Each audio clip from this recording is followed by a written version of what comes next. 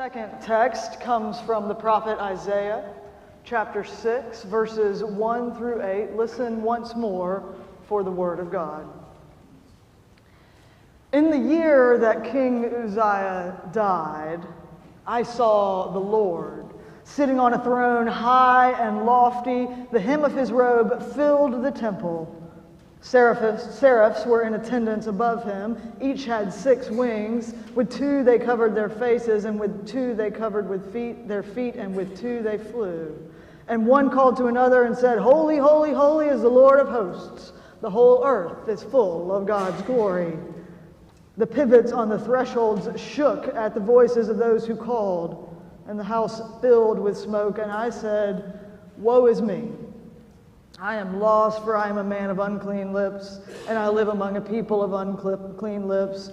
Yet my eyes have seen the King, the Lord of hosts."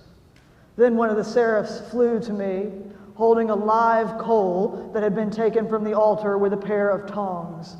The seraph touched my mouth with it and said, "Now that this has touched your lips, your guilt has departed and your sin is blotted out." Then I heard the voice of the Lord saying, "Whom shall I send, and who will go for us?" And I said, "Here I am, send me."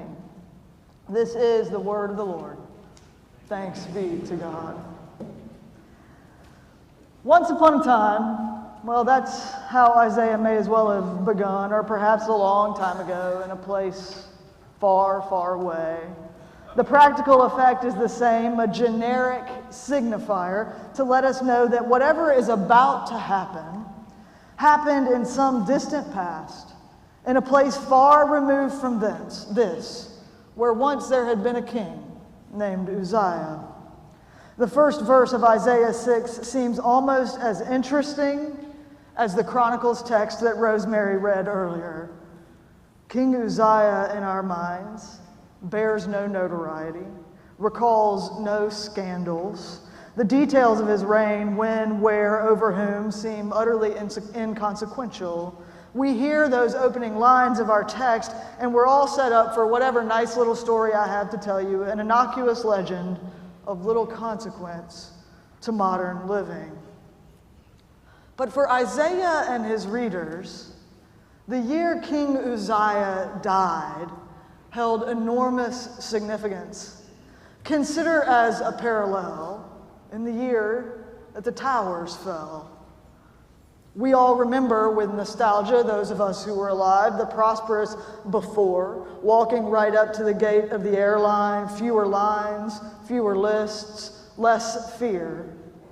And the after, zealous nationalism, a country in mourning, fundamentally changed. Stories in the shadows of the towers bear weight. We may not remember it, but stories about the death of a king do too. Uzziah reigned over Judah for any number of years, from around 782 to 742 BCE. He held sway over a powerful military, a prosperous economy, and a devout people. He did what was right in the sight of the Lord. He set out to restore the splendors of the once lost Davidic kingship, and then he died, and everything changed. There was a before, peace, prosperity, leadership, and an after, the pursuing Assyrian army, desecrated sacred sites, a crumbling economy, and a worn-down people. By summoning Uzziah, Isaiah means to call us to attention. The time and the place of Isaiah's call narrative, they matter. It summons in memory a time of chaos, a land overcome by fear, and a people unable to see God. Does that sound familiar? I'm going to tell you up front, though, this story, in case you weren't listening, it does get a bit weird. In the year King Uzziah died, Isaiah writes, I saw the Lord. Not in a time of peace, not on a lovely mountaintop. It was that year, in the midst of all that fear and change, Isaiah finds himself enraptured, taken from his seat in a temple, in his sanctuary, to the heart of the divine throne room. Seraphs which, by the way, are not the lovely angelic figures that we often imagine, but sort of dragonish snakes with 6 wings too many. They're flying above him, beating their pinions and veiling their odd bodies. They are crying out from each corner, echoing over one another in this brilliant and piercing cacophony, quite the opposite of the lovely hymn that we just sang, but the words are the same. Holy, holy, holy is the Lord of hosts. The whole earth is full of his glory. This is not the heavenly utopia that I imagine. A quartet of angels sweetly singing, air conditioning at 71, streets of understated gold. Scripture disrupts that pastoral fairy scene, offering instead this torrent of chaos. The voice of the seraphim becomes so overwhelming that the foundation on which Isaiah stands begins to quake, and from the cracks in the temple floor, smoke floods the room, obscuring Isaiah's senses and setting all of us on edge. This divine encounter that we remember-ish, it is no fairy tale. Things are heating up. I wonder, this is a diversion, but it's going somewhere. I wonder if some of y'all remember the old days before refrigerators magically began creating and dispensing ice. In particular, I wonder if you remember that one tray of ice cubes that was sort of lodged all the way in the back of the freezer that was absolutely unmeltable. Do y'all remember that one? Every freezer, I think, had at least one unbending tray. Perhaps once it was pliant, but then it developed a layer of frost, which refroze, and no matter how much hot water you ran over it, heck, you could put it in the dishwasher, no matter how much you pried at the tray, well, it just sort of refused to bend. And then you came to realize that when the world ended, this would be the one thing that signified to future generations that humans almost had it all. I am a cradle Presbyterian. I've been a Presbyterian for my entire life, which means I am part of what you might call the deeply frozen chosen. The religious sect that is best compared to that unmeltable tray. That's what they call us Presbyterians, right? The frozen chosen, reminding us both of our theology of election and our inability to bend at the joint. We who are nervous at too much emotion. I see y'all when people almost clap in worship, shocked. We who don't have too many rhythms or too much feeling in our worship. The closest that I've ever come to Isaiah's call story outside of that first hymn that we sang today is once when I accidentally, and I will contend that until I die, accidentally clapped at Youth Sunday, and I still remember Lud Weaver's burning eyes. This text, the text we read today, when it's just sort of glossed over, reads as a comfortable story of nice, divine throne rooms. But it should set us on edge, sets me on edge, because I identify with that tray of ice cubes. But Isaiah brings before me a God who demands the impossible, a deep thaw, a radical reorientation, an all-out transformation. This text demands that those called to Christian discipleship, to a life lived in pursuit of the will of the living God, look on God honestly and consider whether we're in the throne room, in the world, or stuck unbending in the back of some freezer.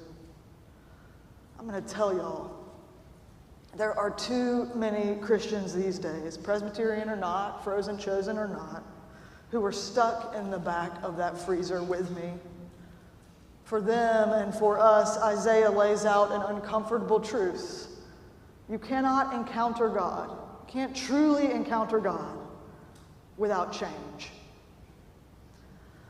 Isaiah had shown up to temple just another day, like y'all have today, I imagine he, like us, expected a nice Torah portion, a good message, a manageable dose of guilt, and an uplifting resolution. But then the foundations began to rock. Dragons appeared, and the hem of the divine robe filled the room. Which is to say, that in a place that you would most expect it, but in a most unexpected manner, Isaiah finally encountered God. And Isaiah began to thaw. The frost melted away as he bent his ear toward the howling. His knees cracked as the foundation erupted and hot smoke filled his nostrils. Perhaps like me, Isaiah had been expecting that other throne room, the one with AC and free HBO, but that is not what he got. This God, aloft on the throne, inspired holy fear. This is the God that we often forget about, the one about whom we would rather not think. The frozen chosen, or at least the PCUSA tray, we shy away from characterizations of God that are rooted in fear, hoping to separate ourselves from generations of wild, unruly Christians with their lakes of fire and snake-handling salvation, hoping that by not getting too worked up, we might not get too worked over. But the truth is that when we see God, when we encounter God's righteousness, it should inspire holy fear. That righteousness should set us to some sort of recognition that all is not well with us, all is not well in the world, all is not well even in our own churches. When we truly see God, we see the ways that we have missed the mark. Generations of Christians like us, afraid of seeming too extreme or self-hating, have made God to look however they might want, right? Like some jovial parent who requires nothing, expects nothing, and justifies everything. And to be clear, God is a loving parent, yes, absolutely, but God is also one who demands that we turn away from sin and face head-on a call in our lives that requires something new of us. God challenges the way that we understand God, and by extension, the way we understand the world God created. God shows us the ways our thinking is disordered, our relationships are fraught, and our world is caught in a web of sin. Not to inspire despair, not to inspire guilt, but to move us past it, to cleanse us so that we can finally get to work. Set yourself in the scene once more with Isaiah at the temple. Isaiah doesn't react to the revelation with jubilance and adoration. He doesn't fall on his knees in a sort of fate of passive zen. He understands, perhaps for the first time, his own inadequacy. Seeing God's greatness, seeing God's holiness, Isaiah finally sees himself. And he is unspooled. All of his confidence, all of his expectations melt away. Woe is me, he cries. I am lost, for I am a man of unclean lips, and I live among a people of unclean lips. This is real life, Wayne's World. Isaiah is not worthy to stand in God's presence, and neither are we. Neither are we. But God bridges the gap. God meets Isaiah in his guilt. But God doesn't leave him there. God prepares him, equips him, and moves him along. It sounds like bad news at first, but I promise you it is not. If we are going to follow God out there, and that is our call, if we are going to follow God out there, we must first come to this place to understand who we are. Because the world won't tell us the truth. There is a sinfulness in us, there is a sinfulness in our communities that we cannot undo. It jeopardizes us, and it leaves a trace in all of our living. It separates us from God, and it separates us from the goodness for which we were created. It separates us, therefore, from one another. It's not some little peccadillo, some white lie. The darkness runs deep. We have to hear that, we have to know that. And it has darkened God's creation. What we do, what we left undone has darkened God's creation. Our darkness, our complicity with systems of injustice, our astonishing capacity to forgive in ourselves what we judge in one another has set the world on edge, left God's people languishing in poverty, stuck in cycles of abuse and addiction, condemned by a church whose only job is to welcome. There is no way around it. The failure requires correction. And that is where the good news comes in. God, who is altogether greater than us, the hem of whose robe would not even fit in this place. God reaches out. For Isaiah, that means a seraph pulls a live coal from a red-hot fire and with tongs sears his mouth. We've enshrined it here in our stained glass right over there in that window, the tongs and the hot coal. It is a picture of love commingling with righteousness. The healing hand reaches across the chasm. It is painful, but change often is. In the year King Uzziah died, God came to a broken man in a broken time and a broken world. So too, God will come to us, even, especially now. Each week, y'all might remember it, we did it a few weeks ago, moments ago, each week we stand among one another as a congregation and we confess our sin. It is one of the most unique features of our worship, meant to begin the thaw, and to empower us to hear a new word, to inspire our living. We announce that we are not in control. We confess systems of racism in which we wittingly and unwittingly participate. We confess economies of injustice into which we invest.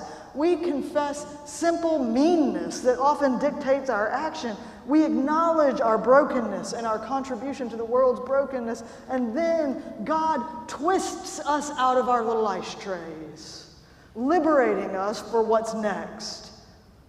Your guilt has departed, and your sin is blotted out. Believe the good news of Jesus Christ, the good news of the hot coal. You are forgiven. We cannot heal ourselves. We can't melt our own hearts. We can't change our own lives, but God can, and God does. Who will go for us, God calls, and whom shall I send? The Hebrew word here is powerful. It's used all over Scripture. Hanani, Isaiah responds, "Here I am. Send me." It is perhaps one of the most rich verbs in the Hebrew language. A startling word that signifies a turning point, just like old King Uzziah's death. Something is about to change for Isaiah, and it might be about to change for us too. Isaiah doesn't experience God's thaw, only to jump back in the ice tray the next week, shaken only to be calcified once again. The year King Uzziah died is the year faithful Isaiah finally came alive. Isaiah found himself in the divine throne room only to be thrown out into the world. The call doesn't end with "here I am," right? He was not given eyes to see so that he could go on ignoring the folks around him. He was not tasked with a divine message so that he could stay frozen in calcified fear and adoration. The hot coal thawed his heart, and in it he found his purpose. Do you hear, when you listen, Isaiah's call? The divine voice echoes from that room those ages ago to this sacred space. It is calling you. It's calling me. And it requires something of us. It does. It requires change, which is a crazy-making thing. Few of us want it. I surely don't. But I can guarantee that all of us need it. Our trays, our little boxes, our ideology and our policy and our preferences and our self-justifying worship, our obsession with a world of empty promises will be stirred and shaken, melted and made new when we finally come to this place, ready to encounter the living God who is calling us beyond ourselves into a world of great need. Now, don't y'all worry. I've told a few of y'all that I'm going to go ahead and stage a coup while Ben is gone. I am not suggesting that this is the coup. I'm not bringing in snakes, right? We're not doing that, at least not today. I am not even suggesting, God forbid, that we pass the peace, okay? I know how y'all feel about that. I don't want you to go crazy every time that you catch the Spirit, though you can if you want. What I am suggesting, humbly, for me and for you, is that we allow God to open us up so that we can begin the thaw. I am suggesting that you come to this place again and again and again, willing to risk your way of life, willing to risk being changed and transformed. I'm suggesting that you come to this place with an open mind and a heart open too. And also that you come with your walking shoes on. There is a throne in the heart of this city too.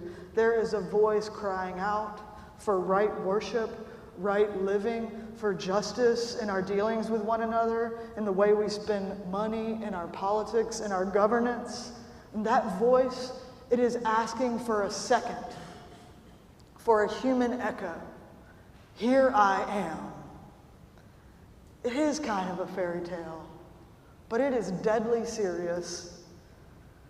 In the year of Uzziah's death, and in this year, the year of another and another and another unjustified shooting and act of violence, the year of a calcified and divided society, of civil rights abuses, of geopolitical unrest, in this year, it is our task to confront our failures, our contributions to the bad news, and to be transformed.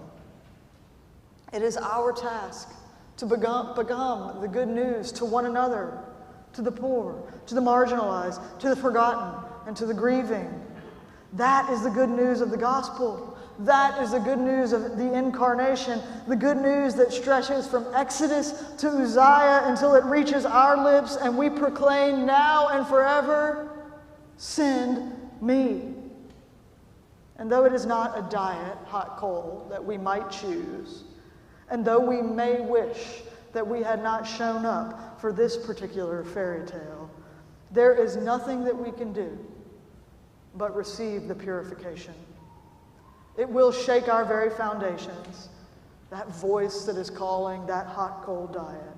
It will change what you believe and how you act and how you see the world. But in the shaking, it will locate you.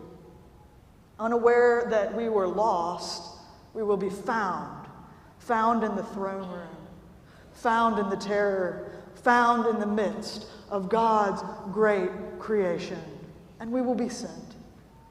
Who will go? And whom shall God send?